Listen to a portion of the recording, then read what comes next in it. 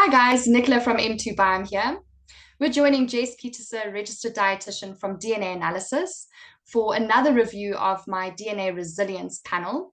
And today we're going to look at Brain Derived Neurotrophic Factor. Over to you, Jess.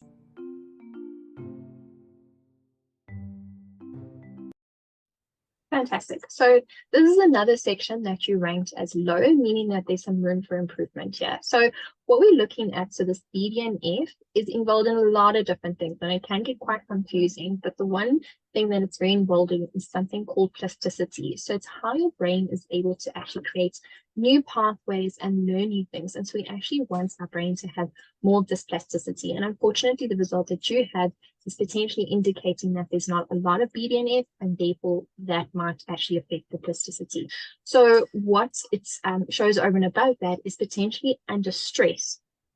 You might have erratic memory. There's also reduced ability to have that mental agility, so to be able to kind of make different decisions, as well as potentially even reading and learning ability may be decreased under stress. So what can you try and do to increase your expression of BDNF? One of the first ones is your high intensity interval training. So that exercise that's a very short period at a very high intensity, something like a spinning class, a high intensity aerobics exercise, something like that. And another thing that really helps increase the expression of your BDNF is something called an adaptogen. You can get them in the natural products or also in some supplementation, and adaptogens are really clever where they try and just create a lot more balance. If something's too high, it lowers, or if it's something too low, it increases it. And so a good example of an adaptogen is something like ashwagandha. And those two things can really help improve your expression of your BDNF.